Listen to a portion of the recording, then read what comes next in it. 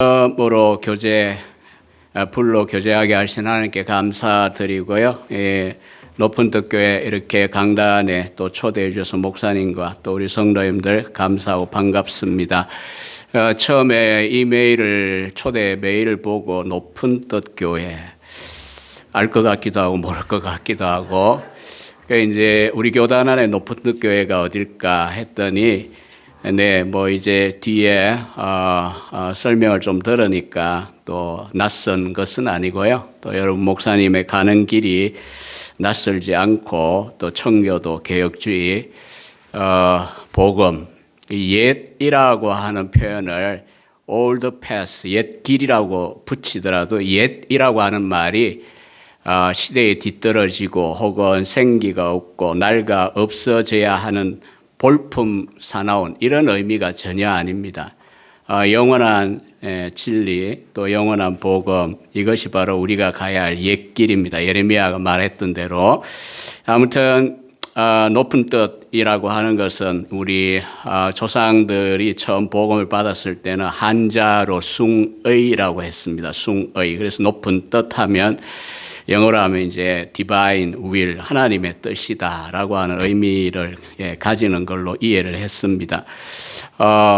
교회를 제가 전혀 알지는 못합니다. 여러분 교회 역사도 모르고. 그러나 제가 지난 10년 동안 많은 이제 교수니까 주일날 이렇게 매여가지고 사역하고 하지는 않습니다. 그래서 여러 교회들을 많이 다녔는데 그 중에도 제가 속한 협동 목사로 있는 양천구에 있는 교회인데 거기야 정기적으로 설교를 가게 되지만 집요하게 저에게 강단에 기회를 주신 분이 하늘영광교회 박순용 목사님입니다. 아마 30번 가까이 지난 10년 동안 제가 강단에 설교하고 저작년에는 이 정교인 수련회도 4번에 걸쳐 또 말씀을 함께 데살로니가 전서를 나눈 적도 있습니다. 그래서 어쨌든 이런 이제 예배 분위기가 참 그 교회하고 많이 닮았다는 생각이 오늘 함께 예배하면서 들었고요.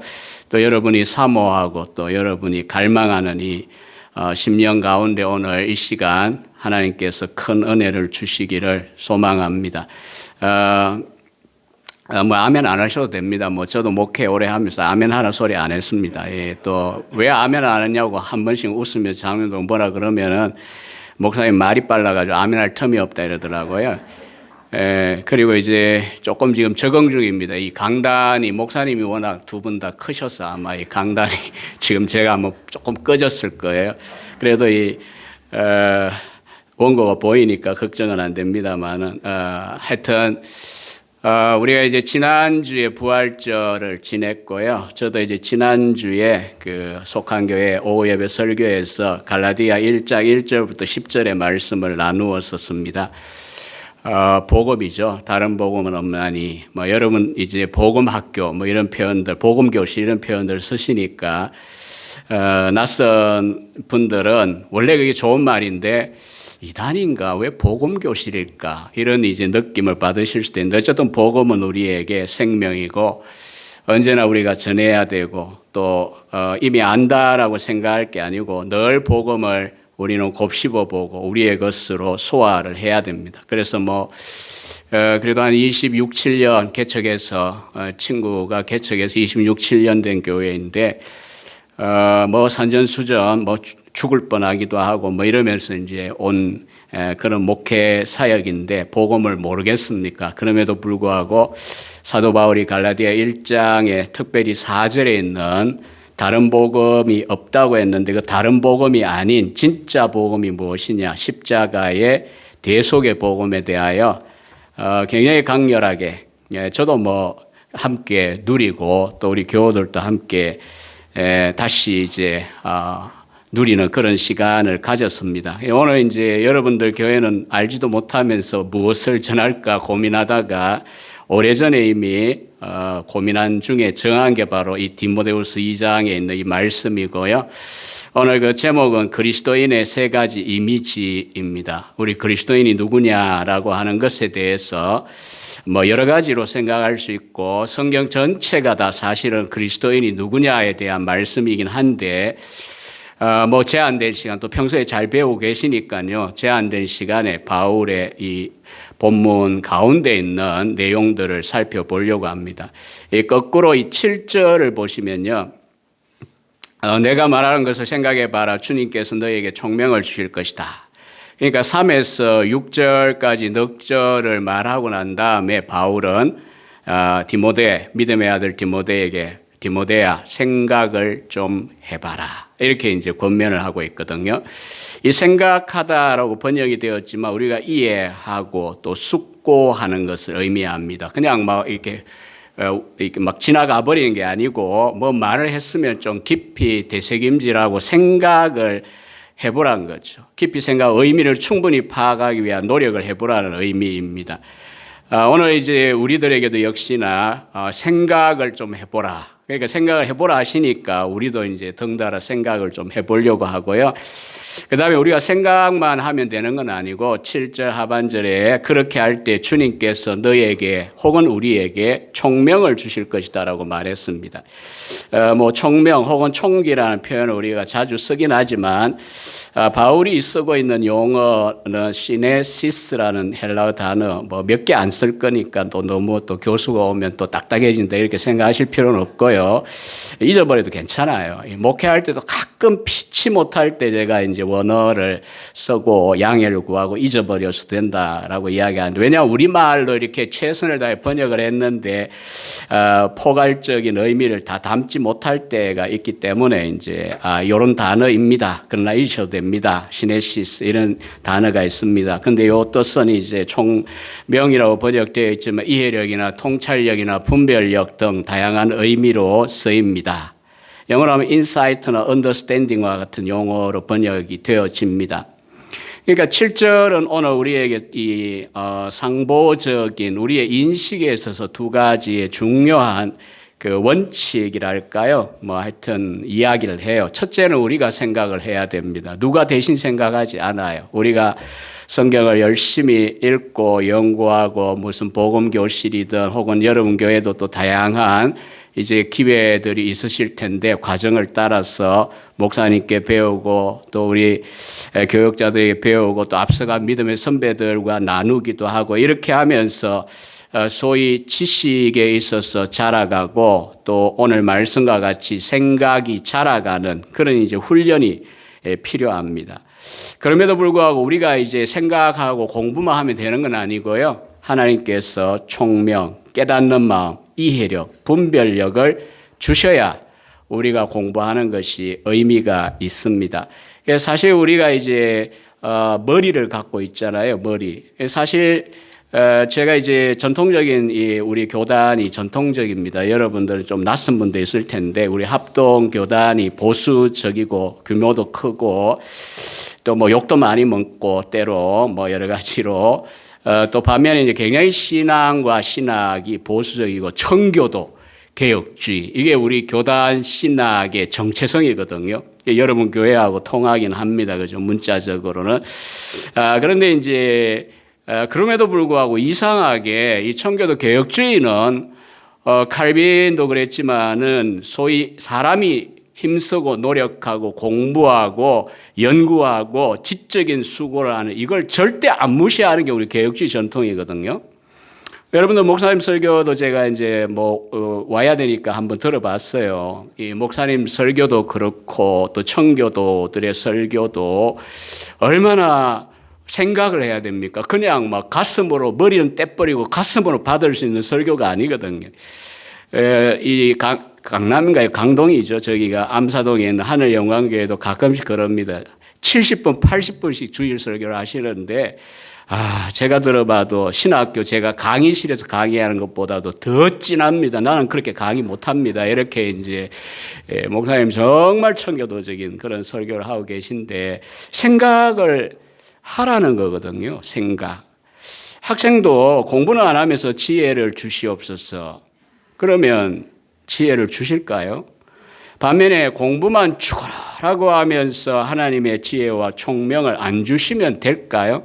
신학 공부만 그런 게 아니에요. 우리는 성령 충만하라 이러면 꼭 이제 진리의 성령 하면 구원의 길만 생각하는데 사실 만물을 지으신 분이 하나님이고 만물 속에는 하나님이 심으신 이치가 들어있어요. 그래서 어떤 분야를 공부하든지 죄의 본성을 공부할 때도 마찬가지예요. 우리가 깨닫기 위한 수고도 있고 하나님께서 깨닫게 해 주셔야 돼요. 양면성이 필요해요. 신학 공부하는 것도 당연히 우리 학생들에게도 이런 강조를 제가 하고요. 여기에는 이제 일반 우리 신자들이나 우리 자녀들, 젊은이들, 공부하는 자녀들도 있을 거고 우리 또 당사자가 또 학생의 경우도 있을 텐데 우리는 열심히 우리 할 일을 하고 이런 표현을 쓰잖아요. 그리고 하나님의 은혜 위에서 우리 할 일 하고 또 은혜를 기대하고 이게 함께 가는 거예요. 우리가 중생할 때에는 우리가 함께 하지 않습니다. 하나님의 주권적인 능력에 의하여 우리의 이 무의식 가운데 새로운 생명이 들어오면서 우리의 존재를 바꾸어 버리고 눈을 띄워서 하나님을 인식하게 하고 또 우리의 그렇게 하나님 싫어하고 주의를 싫어하고 성경 싫어하고 기독교인들 싫어하던 인간이 하나님을 좋아하고 말씀도 듣고자 하고 또 다른 그리스도인들도 관심을 가지게 되고 이렇게 성향을 바꿔버려요. 그건 우리가 뭐 의지적으로 참여하는 건 아닙니다. 그 이후에 회심이나 믿음의 과정은 우리가 동참하고 성화 동참하는 거지만요. 이걸 헷갈리시면 안 되는 거예요. 우리가 믿게 하려고 하는 이 전도를 하지만 우리가 믿게 하지 않습니다. 성령이 우리의 메시지를 사용할 때에 그 사람의 영혼의 역사가 일어나는 거거든요. 그러나 이제 그 다음 구원받았을 때 하나님의 은혜가 역사하는 이 공간 속에 우리가 들어왔을 때는 우리가 하나님 알아서 하십시오 이렇게 맡기고 일을 안 할 뿐 아니라 일을 안 하는 건 별로 이제 아니라고 생각은 다들 하시는데 생각을 안 하고 공부를 안 하고 말씀 공부도 안 하고 교리 공부도 안 하고 그냥 바로 그냥 하늘 문을 열고 내 가슴에 그냥 막 퍼부어 주셨어. 저도 그런 기도 많이 하지만 부어 주세요. 그런데 전인적입니다. 우리의 신앙은 머리는 생각을 하라고 주신 거거든요. 그래서 우리가 생각을 하고 또 그러면서도 하나님 지혜를 주십시오. 우리 공부하는 자녀들도 학생들도 마찬가지입니다. 성령께서 여러분들을 도우셔야 됩니다. 수학을 하든 과학을 하든 정치학을 하든 무엇을 하든지 간에 진리의 영이 우리에게 총명을 주셔야 된다라고 하는 인식을 갖고 사셔야 돼요. 우리 아이는 뭐 어떻게 돼가지고 30인데도 아직 공부해요. 박사과정을 하고 있는데 경제학이고 제가 양지에 신대원이 있습니다. 시골에서 이 서울 구경을 지금 오늘 온 건데 덕분에 한강을 지날 때는 꼭 문을 열고 한강의 공기를 저는 마십니다. 기회가 잘 없기 때문에. 그다음에 건물도 한 번씩 운전하면서 두리번 거립니다. 장충교회도 지나오고 뭐 평화시장도 지나오고 좌우지간에 아들을 위해서도 기도할 때 사실 아무 신학하고 관계가 없어요. 어떻게 보면 그게 구원받는데 무슨 관계가 있어요. 이카나믹이라고 하는 게. 그럼에도 불구하고 하나님이 우리의 만물을 지으실 때에 경제라고 하는 측면을 주셨거든요. 사실 하나님의 경륜 이런 표현을 성경에 쓸 때 오이코노미아에서 이카나믹이라고 하는 영어 단어가 오는 거거든요. 그러니 당연히 자녀를 위하여 기도할 때 뭐 신앙을 위해서도 기도하고 또 공부도 이제 어쨌든 잘 마무리를 지어야 되니까 공부하는 데 있어서도 하나님께서 지혜를 주시고 마음이 그래요. 무조건 과정을 끝내고 좋은 자리 가고 이런 거는 일반 불신자들도 다 생각하고 사모하는 바예요. 근데 저는 이제 항상 이제 소위 개혁주의고 또 이제 성경적인 세계관에 입각해서 살아야 된다는 걸 늘 강조하는 입장이기 때문에 경제학을 하더라도 거기에는 하나님이 심어 놓으신 진리가 있어요. 질서가 있어요. 그래서 그 이치를 깨닫고 정말 다른 비신자들하고 다르게 그 학문을 하고 또 나중에 쓰임 받으면 좋겠다. 이런 이제 기도를 하게 됩니다. 그러니까 여기는 어떤 분도 여러분의 어떤 자녀도 지혜의 영 또 성령의 충만함과 무관하지 않습니다. 물론 성령의 충만함은 저나 여러분들 존재를 바꾸는 거죠. 그리스도를 닮아가게 한다. 여기에 있다는 점입니다. 조금 뭐 중구난방 같을 겁니다. 서론이 생각을 해야 된다는 겁니다. 우리가 공부를 해야 되고, 공부하면 또 나이 드신 분들은 오해하실 텐데, 아니 이런 성경 공부, 이런 설교 듣고 또 여러분 뭐 교리 공부 이런 것들 하셔야 돼요. 그러면서 이제 4, 5, 6절의 세 가지의 비유를 통하여 바울은 우리들에게 생각해 보라고 이제 한 게 앞에 있지 않고 뒤에 있긴 하지만 앞에 내용이에요. 그거 좀 생각해 봐라. 그러면 하나님께서 총명을 주실 것이다 라고 하는 이야기거든요. 세 가지 이미지를 쓰고 있습니다. 이미지라는 단어는 영어이긴 합니다만은 우리말은 뭐 영상이다 이렇게 번역을 하거나 뭐 어떤 상이다 이렇게 이야기하면 훨씬 더 느낌이 또 전달이 안 되니 그냥 제가 이미지라는 표현을 그대로 썼습니다. 첫째는 3, 4절에 보면 그리스도 예수의 좋은 병사입니다. 마음에 뭐 어색한 분이 아무도 없어요. 신앙생활 몇 년만 하셔도 성경을 읽고 공부하시다 보면 그리스도인 신자를 뭐 물론 바울은 일단은 신자도 신자지만은 디모데라고 하는 자기를 이어갈 복음의 사역자로서 디모데에게 사역자는 이 세 가지를 기억해야 된다. 좀 생각해라. 이런 의미지만은 넓게 보면 저나 여러분 모두에게 신자가 도대체 누구냐? 첫째는 좋은 병사입니다. 바울은 서신들에서 아시듯 읽어서 뭐 자주 부닥쳤던 로마 군대와 관련된 용어를 많이 쓰고 있습니다. 선교하러 다니면서 많이 부닥쳤죠. 배를 타면 이 로마 군병들도 타는 거고요. 또 그리고 뭐 때로는 갇혀 있을 때는 로마 군인이 옆에서 또 자기를 지키기도 하고 이렇게 했어요. 그래서 여러분이 잘 아는 에베소 6장 10절 이하에 보면 하나님의 전신갑주에 대한 이야기할 때 딱 그 로마 군병의 무장을 이야기하는 거거든요. 뭐 군인 이야기 또 이 군인의 무장 이야기, 칼 이야기 한다고 해서 문자적으로 우리가 생각하는 사람은 없습니다. 그게 어떤 내용을 전달하려고 지금 바울이 이런 그 일상에서 볼 수 있는 군인 이미지를 가지고 오느냐 이 생각을 우리가 해야 되는 거예요. 이미 생각을 또 해야 돼요. 당시 로마 군인들은 자유시민으로 구성되어 있었고 군복무에 대한 대가로 급료를 받거나 은퇴하면 연금을 받습니다.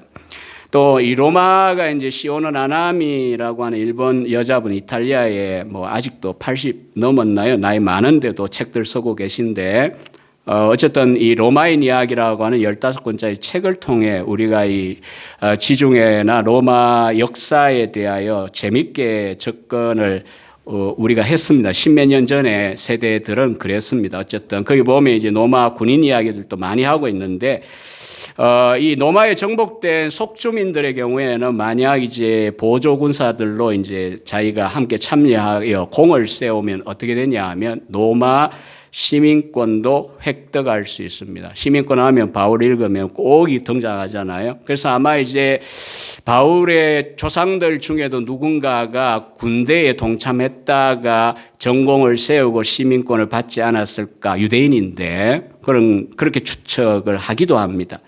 중요한 건 군인이 되어 자원 입대하든 뭐 어쨌든 징병 당하면 병사로 활동하는 동안은 오늘 4절에 있는 것과 같이 사령관의 희화에서 자기 사생활 없이 사령관이든 자기를 모집한 자이든 간에 지휘관의 지도하에 엄격한 군대 생활을 해야 합니다. 요즘은 뭐 사병들도 휴대폰을 갖고 또 쓰기도 하고 이렇게 하는데 참 우리 한국군이 조금 염려스럽긴 하다 이렇게 이제 많이들 생각을 하고 있어요. 뭐 이미 저야 90년에 군 생활을 했지만 신대원 다니다가 또 아들 또 뭐 한 10년 전에 하는 동안 2년 21개월 동안 뭐 부모 심정이 같이 군복무 두 번째 또 했는데 마음은 그렇더라고요. 근데 참 전쟁이 나면 우리나라 어떻게 되나 이런 생각을 우리가 가끔 합니다. 이제 전화기까지 줬으니까 전쟁 나면 전화해가 아이들이 엄마 전쟁이 났는데 어떻게 하면 되냐. 그러면 이제 엄마들이 대체로 농담입니다. 또 이것도 진지하게 농담이에요. 조커입니다. 그냥 조커인데 이게 왜 조커가 아닐 것 같은 불길함이 느껴져요. 흔히 이제 이런 이야기를 해요. 엄마 나 전쟁 났는데 어떻게? 야 빨리 집에 와. 너 아빠 대신 보내게. 이렇게 이제 답을 할 거라는 거예요. 근데 사실은 지금도 군은 군율이 사실 있습니다. 2000년 전에 로마군은요 굉장했습니다. 전쟁하지 않는 동안에도 놀리지 않았어요. 자유시민들인 백성들, 군인들조차도요, 도로 닦는 일을 했어요. 그 로마의 소위 핏줄과 같은 그 인프라 구축하는 걸 병사들이 많이 했어요. 그리고 만약 군율을 어긴 병사 탈영을 한다든지 이러면요, 딱 중간에 집어여 놓고요, 부대원들이 방망이로 두들겨 패가 죽일 정도였어요. 굉장히 엄격했습니다. 그래서 평소에 6천 명으로 구성된 게 이 군단, 예수님이 12영, 옛말은 영이라 했지만 개역 개정은 12군단이라고 잘 번역했잖아요. 12레기온, 6천 곱하기 12하면 7만 2천이에요. 12개 군단인데요. 당시 지중해 전체를 지배할 때 로마 군단이 정상적일 때 25에서 30개 군단밖에 안 되어도 그만큼 군율이 엄했기 때문에 이 치안을 지킬 수가 있었습니다. 오늘 바울은 좋은 병사라고 하는 표현을 썼습니다. 헬라어 두 번째 단어 제가 말씀드립니다. 칼로스, 차 이름이기도 한데 칼로스는 좋은입니다. 여러분, 이 좋은 병사, 선한 병사가 되어야 된다고 합니다. 이 좋은 병사는 자원에서 자발적으로 군생활을 할 뿐 아니라 자기가 속한 부대의 지휘관, 군사령관이든지 장군이든지 그 명령을 잘 따라가는 병사들을 말합니다. 그래서 어떤 성경 연구가가 이 좋은 병사, 칼로스한 병사가 누구냐를 이렇게 설명을 하고 있어요. 그의 사령관에게 원망 없이 언제라도 순종할 준비가 되어 있는 병사. 어떤 사람이라도 어떤 어려움이라도 감내하면서 항상 훈련을 받는 병사, 용감하게 싸우고 목숨이 달려 있다고 해도 탈영하지 않는 병사, 또 그의 동료들과 단체적으로 일을 하면서 자기 맡은 일을 척척해내는 병사. 이런 병사는 사령관으로부터 칭찬을 받고 나중에 수고에 대하여 상을 받게 된다는 거죠. 이런 병사를 보고 칼로스, 선한 혹은 좋은 병사, 군인이다 이렇게 표현을 합니다. 우리가 잘 아는 이 로마 공화정 시대의 영웅인 줄리어스 시저, 율리우스 카이사르의 경우 오랜 갈리아 전쟁 또 이탈리아 내전 등을 치르면서 어렵다 보니까 때로 검료 직업도 못했어요. 그럼에도 불구하고 이 카이사르의 경우에 군인들 앞에 딱 써가지고 라틴어 쓰던 나라죠. 코 밀리테스, 나의 동료 전우 여러분, 딱 이 말 호칭하면서 연설을 하면 조용해졌습니다. 돈 안 줘도 이 장군과 그동안 해왔던 세월 동안 앞장서서 수고하고 그 리더십에 대한 존경이 있기 때문에 이득이 없는데도 계속 전쟁을 또 했어요. 그래서 나중에 이제 로마 제국이 어려울 때 장군들 중에 지휘관들 중에 황제로 추대받는 경우가 많았어요. 그 이유는 우리가 짐작해 볼 수가 있습니다. 오늘 이제 배경 설명인 거고요. 예수님의 믿는 신자들도 바울은 오늘 좋은 병사다 이렇게 표현을 하고 있습니다. 우리가 다 병사들입니다. 그리스도인들은 죄악과 더불어 싸우고 불의와 더불어 싸워야 됩니다. 세상과 더불어도 싸워야 됩니다. 세상은 하나님이 지으신 아름다운 창조 자체를 말하는 것이 아닌 걸 아시죠? 세속주의, 세상적인 가치관입니다. 때로는 저나 여러분 자신이 가장 무서운 우리의 원수입니다. 자신과 싸워야 됩니다. 그런 의미에서 우리는 영적인 군사고 예수 그리스도의 병사들이라고 불리우는 게 아마 다들 익숙하실 거예요. 1931년 콩고에서 외로이 71세의 노령에 쓸쓸히 죽었던 C.T. 스터드 선교사가 있습니다. 이분이 초콜릿 군병이라고 하는 소책자를 통하여서 재미있는 제목이죠. 소책자를 통해 번역이 되어 있습니다. 선교사가 되어 하나님이 보내시는 곳에 간다라고 하는 것이 어떤 의미냐. 즉 선한 병사가 된다고 하는 게 어떤 의미냐. 말로가 아니라 그 스스로가 그렇게 케임브리지 출신의 전도 유망한 인생을 세상적으로 볼 때는 그런 걸 보고 세상은 말하거든요. 짐 엘리엇의 경우에도 마찬가지고요. 이런 낭비가 있냐? 인생을 이렇게 낭비할 수가 있냐? 20몇 살의 아우카 인디언에게 창에 찔려 죽은 짐 엘리엇을 보고도 그런 말을 했어요. 왜 이 멀쩡한 젊은이가 휘턴의 출신의 유명한 이 젊은이가 저렇게 비참하게 이런 인생 낭비가 어디냐. 세상은 그렇게 말해요. 스터드도 마찬가지입니다. 그럼에도 불구하고 왜 그렇게 했을까요? 세상에 눈에 볼 때는 그랬지만은 이 초콜릿 군병에서 자기가 갔던 길이에요. 이 스터드 선교사는 이렇게 이야기합니다. 진정한 그리스도인들은 모두가 군사입니다. 그리스도의 군사이자 탁월한 용사입니다. 그는 가장 용맹스러운 자보다 용감한 자이고 평안을 약속하는 부드러운 유혹의 손길도 거부할 수 있는 자입니다. 고난과 질병, 위험, 죽음을 회피하는 자신의 내면에서 끊임없이 일어나는 목소리도 거절할 줄 알고 오히려 그것들을 가장 절친한 친구로 삼는 자입니다. 그래서 이런 선한 병사들은 고백한다는 거죠. 나는 사는 것이 그리스도니 죽는 것도 유익함이라. 나는 전투병이 되리라. 하나님의 사람이 되리라. 그리스도께 성부를 거는 사람이 되리라. 반면에 이 초콜릿 군병은 유약한 그리스도인들을 이야기합니다. 여러분 다들 초콜릿을 가끔 드시겠지만 당뇨 환자인 저도 가끔은 먹습니다. 당 떨어지면 너무 많이 먹어. 목회할 때 피곤할 때마다 단 거 먹고 믹스커피 많이 먹고 이래가지고 10년 전부터 그런데 그 다음부터는 다 끊어버렸어요. 믹스커피 독약 이렇게 이제 느껴지고 이런데 걸려보면 압니다. 이 당 무섭습니다. 초콜릿 물에 닿으면 풀어지죠. 작은 불기운에도 녹아집니다. 달콤하게 거지없는 막대 사탕. 이 달콤한 사탕과 같이 정말 달죠. 이 어떤 의미일까요? 유약한 체질에 상처가 나지 않도록 부드러운 포장지에 쌓여 유리병이나 종이 상자에 담겨 인생을 살아가는 초콜릿과 같은 인생들. 가겠다고 말하지만 가지 않습니다. 남들에게 가라고 말하지만 정작 자기는 가지 않습니다. 초콜릿 그리스도인들은 정작 전쟁을 생각하는 것만으로도 갑자기 몸이 떨립니다. 오한이 듭니다. 전투 소집 명령에 온몸이 마비가 됩니다. 마음은 꿀뚝 같은데 몸이 말을 듣지 않는다. 이렇게 이제 말한다는 거죠. 이 초콜릿 군병과 같은 그리스도인들은 앞서 선한 병사와 달리 이렇게 고백합니다. 나는 내 이름 초콜릿, 내 기질은 미지근함, 나는 꾀병을 부리는 사람, 나는 어린아이, 나는 변명하는 사람, 나는 허풍서니.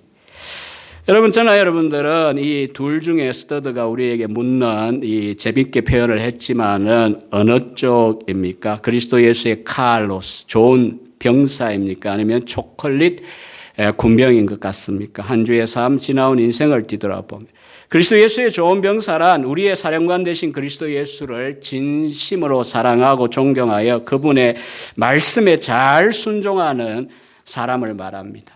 뒤로 물러서는 것은 좋은 병사가 아닙니다. 오늘 바울도 이야기한 것처럼 자기 사생활, 자기 개인적인 것 다 따지고 일하는 것 좋은 병사의 자세가 아닙니다.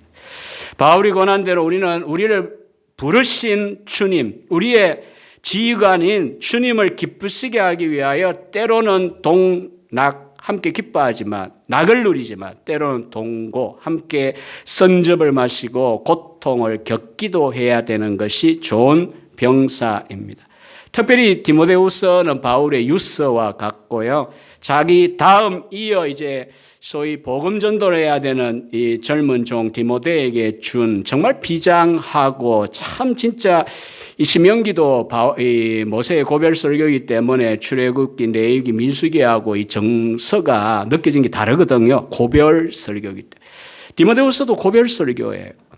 바울은 그 디모데에게 이 돌아가신 오카노 목사님 생각이 가끔 저는 납니다. 이 영향받았던 설교자들 몇 분 중에 한 분, 마틴 로이 존스만큼은 아니지만 로이 존스는 30년을 제가 그림자를 벗어난 적이 아직 없다고 생각하는데 어쨌든 옥 목사님이 우리 이제 그 다음 세대가 이제 우리들인데 보면서 때로는 불쌍하다. 참 눈물이 난다. 이런 이야기 하셨던 게 가끔 생각나요. 사실 다음 세대를 생각하면 우리는 어떻게 은혜가 있고 교회가 어땠고 성도들이 어땠고 이러면서 지나왔는데 지금 이제 포스트 모던한 이 세대들을 목회해야 되는 다음 세대 교역자들 보면 참 때로는 불쌍하다. 그것만 있는 건 아닙니다. 제 이야기는 바울도 지금 디모데를 생각하면 자기가 떠나고 난 다음에 이 디모데, 디도 이런 친구들이 전도자 역할을 해야 되는데 교회를 섬겨야 되는데 참 어떻게 해야 되나. 그러면 이제 위로의 말만 초콜릿만 잔뜩 줄 것 같죠. 근데 놀랍게도 바울은요, 그리스도 예수의 좋은 병사로서 나와 함께 고난을 받으라고 이 디모데후서에서 바울에게 말하고 있습니다. 왜냐하면 이 세상은 영적 전투 현장이기 때문입니다. 결코 안일하게 지낼 수 있는 그런 한가로운 곳이 아니기 때문입니다. 많은 어려움들과 많은 적들이 있습니다. 눈에 보이는 보이지 않는. 영적으로 우리가 잘 무장해서 주님의 뜻대로 싸워야만 합니다. 경우에 따라서는 자기 안에 있는 자아라고 하는 나라고 하는 가장 무서운 적과의 힘겹고 지루한 싸움일 수도 있습니다. 제가 설교자로 33년째입니다. 신대원에 90년에 들어왔기 때문에. 그러면 많은 설교를 누가 제일 많이 들었을까요? 당연히 와이프입니다. 같은 나이에, 그리고 이제 젊은 날에 이제 결혼하고 30주년인데, 그러면 제 설교를 통하여 은혜를 가장 많이 받을까요? 담임 목회도 12년을 했으니까 뭐 일주일에 10번 이상 설교를 들었어요, 와이프는. 5,500번 이상의 설교를 제 담임 목회할 때 들은 거예요. 뭐 빠질 날이 없으니까요, 사모가. 가끔은 저한테 진짜 정말 감사해요. 30주년 뒤돌아보면 제가 잘했다는 것도 있긴 해요. 못하는 건 아니에요. 그럼에도 불구하고 참 미안하다. 참, 그래서 제가 이제 곧 책이 나오는데, 종말로 책이 나오는데 앞에다가 지난 30년 함께한 아내에게 이렇게 헌정사를 썼어요. 이제 곧 이번 주에 나오는데, 뭐 어쨌든 감사해요. 저도 안 한 건 아닌데 병수발도 많이 하고 최근에 아파가지고.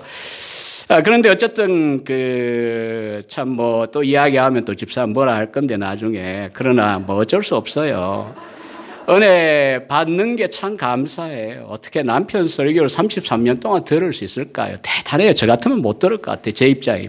아내가 설교자가 아닌 게 감사한데 때로는 사모인 게 감사해요. 근데 가끔은 이제 뿔이 납니다. 저보고 그럽니다.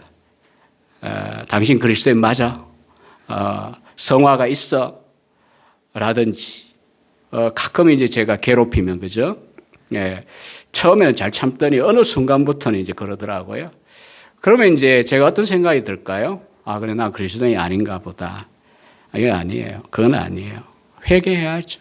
회개해야죠. 나의 그 못난 모습들. 밖에서는 잘 참고 견디지만 집에 가면 뭔가 스폰지처럼 대해주기를, 좀 편하게 대해주기를 바라는 내 입장도 좀 이해를 해주면 좋긴 하겠는데, 어떻게 그렇게만 되겠어요? 또 와이프는 와이프 입장에 있는데. 근데 이제 그래서 이제 제가 거칠게 또 말하기도 하고 이렇게 하면, 그건 잘못이죠. 회개해야 되죠. 제 이야기는 그거예요. 제가 이제 뭐 처음 만난 여러분의 이런 적나라한 이야기, 뭐 좋은 이야기라고 하겠습니까? 결국 평생을 두고 우리는 이런 소리 밖에서, 안에서 때로는 듣기도 하면서 또 그렇게까지 거칠지 않으시더라도 자기와의 싸움, 큰 싸움인 거예요. 영적 싸움이.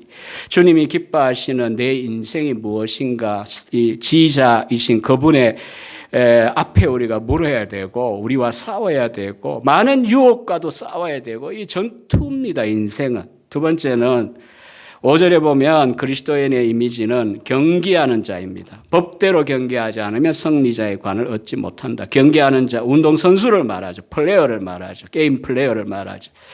오늘날 스포츠가 많이 발전되어 있고 남자분들은 대체로 스포츠 거의 광일 겁니다. 대체로.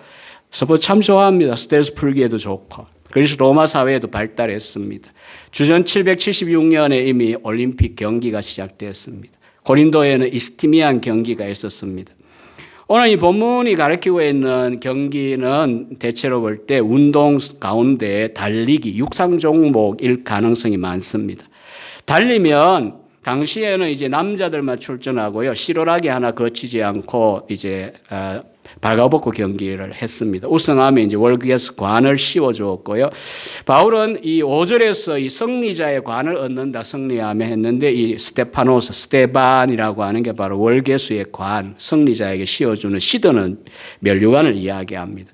특별히 오늘 이제 경기할 때에는 법 법대로 경기해야 승리자의 관을 얻는다고 이야기를 합니다. 이 법대로도 두 가지의 의미를 담고 있습니다. 우리가 흔히 아는 대로 규칙, 규정에 따라 해야 합니다. 최근에 이제 베이징 동계 올림픽도 보세요. 러시아 선수들 왜 그렇게 시끄럽습니까? 이 도핑 테스트 문제 때문에 과거에 약물 복용 그런 게 드러나 버리면 금메달을 받아도 벤 존슨과 같이 88년 서울 올림픽 때 1등 했는데 100m 달리기 우승하고 도핑 테스트하고 약물 복용이 걸려가지고 딱 박탈 당합니다. 법대로 경기 안 하면 그렇게 되어집니다. 어느 때나. 또 두 번째 의미가 있습니다. 법대로는 경기를 위하여 정상적인 준비 과정을 거쳐야 된다는 겁니다.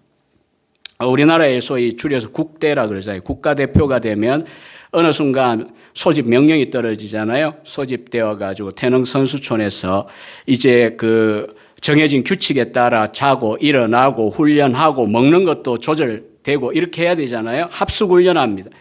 바울 당시에 그리스 히랍 사람들도 10개월을 합숙하면서 준비를 했습니다. 훈련하는 거죠. 자기 조절하는 거죠. 그게 법대로 노미모스라는 단어를 쓸 때 두 번째 의미고요. 오늘 우리는 이 세상을 살아가면서 게으른 배짱이 같은 사람들이 곳곳에 있고요. 운동 경기에도 훈련도 안 하고 또 이 하프타임에조차도 담배 피우고 있는 이런 호마리오 이런 같은 선수들, 호마리오 그런지 크라이퍼 그런지 하여튼 이런 인간들이 있습니다. 경기 중인데도 그런데도 불구하고 이제 우수 성적을 거두면 물론 인정을 받습니다. 그러나 그건 예외입니다. 대부분은 예체능의 경우에 혹독한 훈련을 하지 않는데 자기 관리를 하지 않는데 훌륭한 선수가 될 수가 없습니다. 예능도 마찬가지입니다. 유명한 바이올리스트 야사 하이패츠가 말한 것처럼 하루 연습 안 하면 평론가가 내가 알고 이틀 안 하면 평론가가 알고 3일 안 하면 듣는 청중이 알아본다 그러잖아요. 끊임없이 바이올린 연습을 한다는 거죠. 경기 위하여 야구 선수는 배팅 연습, 투구에 던지는 연습, 투수 같은 얼마나 많은 훈련을 하고 절제를 해야 합니다. 마찬가지로 그리스도인들도 경기하는 선수와 같습니다. 열심히 경기하되 열심히 사는 거 굉장히 중요하잖아요. 우리가 열심히 없어서 문제인데 열심히 해야 됩니다. 근데 내 마음대로 하면 안 돼요. 하나님이 정하신 법대로 해야 합니다. 신앙생활도 세상의 성공도 저나 우리 김 목사, 이 목사님처럼 목회자는 목회도 우리가 이제 늘 의식하듯이 하나님의 법대로 해야 됩니다. 왜냐하면 말씀의 규정, 말씀을 제껴놓고 우리 마음대로 했어요. 잘 나갔어요. 신났어요. 1등 했어요. 그냥 관중들이 열광을 해요. 우리의 인생에 대해, 우리의 사역에 대해. 근데 나중에 하나님의 도핑 테스트를 했는데 실격, 헛일 하느라 고생했네. 이러시면 그건 그냥 꽝이에요. 헛산 거예요. 목회자만 그런 게 아니에요. 우리의 인생이 그렇습니다. 저도 이제 60이 몇 년 남지 않았습니다. 참 우울한 느낌이 가끔 듭니다. 왜 들까요? 어린 시절부터 교회에 자라가지고 나서 자라고 또 그리고 일찍이 신학을 하고 일찍이 목회자가 되고 신학 교수도 되고 이렇게 열심히 달려왔는데 가끔은 저는 가슴이 떨려요. 하나님의 도핑 테스트 앞에 내가 서면 내 인생에 대해 뭐라고 하실까? 제가 한 번은요. 오늘 제 처음 오고 이제 다시 안 올 거니까 시간 조금 늦어도 양해를 구합니다. 미안합니다. 제가 시간 관리를 참 잘하는 편인데 하여간 이제 주님이 이 제자들에게 바닷가에 그 새벽에 그 아침에 이제 고기 해주고 떡 주고 고기 주고 이렇게 한 걸 묵상하면 저는 그 본문 좋아합니다. 요한복음 21장. 근데 나는 어릴 때부터 생선을 전혀 못 먹고 해산물을 거의 못 먹기 때문에 주님이 생선을 줘도 못 먹을 것 같다. 이랬더니 누가 이 SNS는 무서워요. 저하고 관계도 별로 없는 사람이 갑자기 댓글을 그럼 주님이 싫어할 건데 이렇게 댓글을 달았더라고요. 이 악플이라는 게 이런 거구나. 눈물이 피 돌아요. 눈물이. 순간적으로 눈물이 핑 돌아요. 말 한마디 잘못 팍 박히면 그렇잖아요. 근데요, 제가 그분에 대한 저는 기억도 안 해요, 지금. 몇 년 전인데 전혀 밉거나 제가 속이 상해 그런 거 아니고요. 왜 그 말이 어떻게 제게 작용했냐 하면 은혜죠. 그까짓 뭐 생선이야 내가 못 먹으면 주님이 뭐 고기 구워 주실 수도 있는 분이고 소시지 구워 주든 뭐 뭘 줘도 주실 수 있는 분인데 그때 상황은 이제 그게 일상 양식이니까 그거 주신 거고요. 주님이 뭐 그런 거 내가 생선 안 먹는다고 뭐라 그러겠냐. 그거는 저는 분명하거든요. 그런데 이제 왜 눈물이 날까요? 픽 돌아요. 가끔 그 장면을 생각하면 요즘도 가끔 제가 눈물이 혼자 픽 돌아요. 갱년기라서 그런 게 아니고요. 진지하게 생각이 갑자기 들어온 거예요. 내 인생에 대하여 생선 문제가 아니고 내 인생에 대해 내 사역에 대하여 주님이 싫다고 하신다면. 그래서 제가 25, 21이라는 드라마를 보면서도요. 뭔지는 젊은 분들은 아실 텐데 온갖 욕을 먹는 이 양궁 선수 전혀 알지도 못하는 식당의 할아버지하고 아저씨들이 잘했다. 말 한마디에 마음이 살아나는 것과 같이. 그때도 제가 울었어요. 드라마 보다가. 갱년기라서 그런 게 아니고 또 은혜를 받았어요. 이 시간 주님이 나를 보시고 딴 것보다 잘했다. 그 한마디만 해주신다면.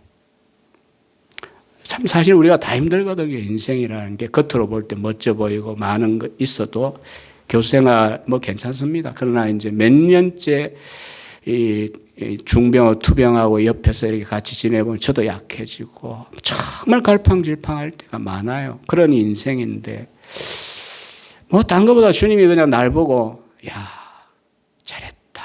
이 말씀 한마디만 해주신다면 내가 얼마나 기쁠까. 그 생각 때문에 제가 울었어요. 여러분 나중에 우리가 심판대 앞에 섰을 때 도핑 테스트 아닙니까? 너 그거 살았네. 열심히 안 살면 누가 봐도 잘못 산 거지만 열심히 우리가 살았는데 신앙생활 했다고 했는데 사역도 했다고 하는데 그날 우리를 보시고 꽝 하면 어떻게 될까요? 저는 바울과 같이 저와 여러분이 좋은 경기자가 되어 디모데후서 4장 7절 8절에 있는 대로 세상 떠나 주님 부르시는 그날 주님 앞에 설 때 선한 싸움 싸우고 달려갈 길을 마치고 믿음을 지켰다. 이제 나를 위하여 의의 면류관이 예비되어 있다. 이렇게 고백할 수 있는 인생으로 끝을 맺었으면 좋겠어요. 마지막 한 가지 남았는데요. 간단하게 말씀을 드리겠습니다. 세 번째는 수고하는 농부입니다. 6절에 보면 수고하는 농부가 곡식을 먼저 받는 것이 마땅하다고 했습니다. 아마 소작농을 가리키는 것 같아요. 현대식 농업을 생각하시면 안 됩니다. 불과 우리 앞에 할아버지 세대들만 해도 얼마나 고생을 했습니까? 수고한다 그랬어요. 수고. 그냥 수고라고 번역하니까 너무 싱거워요. 왜냐하면 바울이 쓴 코피아오라는 말은 진짜 코피 터지는 거거든요. 너무 힘을 다하도록 수고하고 애쓰고 기진맥진하도록 일을 한 거예요. 농부가 농사 짓는 데 있어서 얼마나 일들이 힘겹고 어렵습니까? 옛날 농사라는 게. 그 단어를 지금 바울이 썼어요. 곡식 먼저 받는 게 마땅하다. 골로새 1장 28, 29절에 또 소위 굉장히 제자 훈련이 중요한 마그나 카르타라고 이야기하기도 하는데 바울은 이렇게 이야기합니다. 우리가 그리스도를 전파하여 각 사람을 권하고 모든 지혜로 각 사람을 가르치면 각 사람을 그리스도 안에서 완전한 자로 세우려 함이니. 여러분의 목사님의 목회사역의 목표이기도 하겠죠. 그 다음에 이제 제가 읽은 이유예요. 이를 위하여 나도 내 속에서 능력으로 역사하시는 이 하나님의 역사를 따라 힘을 다하여 수고하노라. 여기도 똑같은 단어입니다. 기진맥진할 정도로 최선을 다하여 내가 수고합니다. 사역자도 당연히 그렇게 사역하지만 우리의 인생길도 마찬가지입니다. 어떤 선한 것들도요 게을러 얻을 수 있는 게 없습니다. 여러분 참 불행하게도 김남준 목사님의 게으름이란 책 2주 만에 썼다고 하는 책이 베스트셀러 아닙니까? 수십만 권 팔리고 어린이 게으름도 나오고 영어로도 번역된 그분의 유일한 책이에요. 여러분 참 이상하죠. 게으름 맞아요. 제가 영어 책도 받았어요. 목사님한테 받았는데 어쨌든 왜 그럴까요? 한국인들 가운데는 내가 게으르다고 생각하는 그리스도인들이 많다는 뜻 아니겠습니까? 그래서 늘 저는 이제 교인들이나 학생들에게 하는 이야기입니다. 게을러가지고 그냥 무슨 나무 아래에 누워가지고 입 벌리고 뭐가 떨어지기를 기다리는 식으로 인생을 살면 정말 좋은 것은 하나님이 주시는 법이 없을 거다.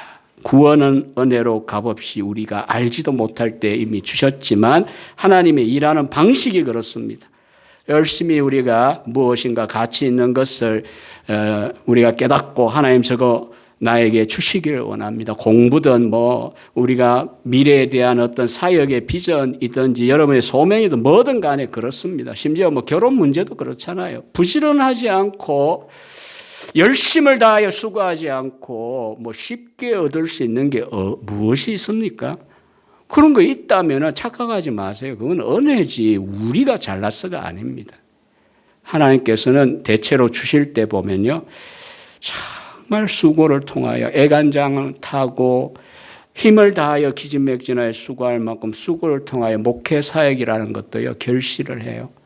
꿈이야 저도 그랬죠. 단임 목회 딱 가면 건물 다 준비되어 있고 장로님들 딱 도열해가지고 목사님 목회에 정말 아무 말 안 하고 뒤따라 가겠습니다. 아니요.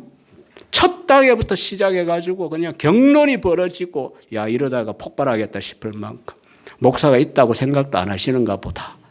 이런 느낌이 드는 목회하는 게 그런 거거든요.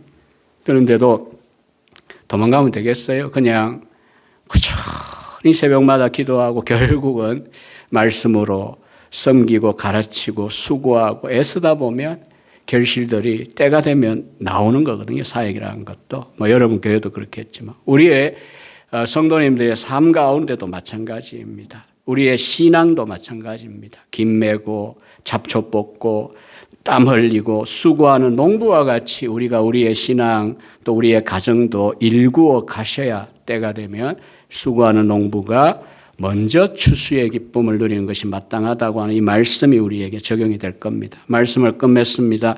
조금 이제 산만하게 접근한 것은 양해 구하고요. 주님께서 머리 가운데서 다 지워주시기를 바라고요. 다만 이 말씀 우리 생각해 보라고 했고 총명을 주신다라고 약속을 하셨는데 특히 그리스도인이 누군가라는 질문에 대하여 영적 전투에 참여하여 사령관이신 주님의 명령대로 순종하는 선한 병사, 좋은 병사가 되자. 두 번째는 법대로 준비하고 법대로 경계하는 선수가 되자는 겁니다. 세 번째는 수고하는 농부와 같이 농사도 한 해 아닙니까? 짧게 그냥 뭔가 하려고 하시면 안 돼요. 긴 시간을 두고 우리의 헌신과 수고를 하여 농부처럼 신앙이든 사역이든 우리의 공부든 관계든 뭐든 다 우리가 열심을 다하여 수고해야만 합니다. 하나님께서 이와 같은 방식으로 저나 여러분들 가운데 은혜의 결실들을 풍성하게 누리게 해주시기를 축원합니다. 기도하겠습니다. 하나님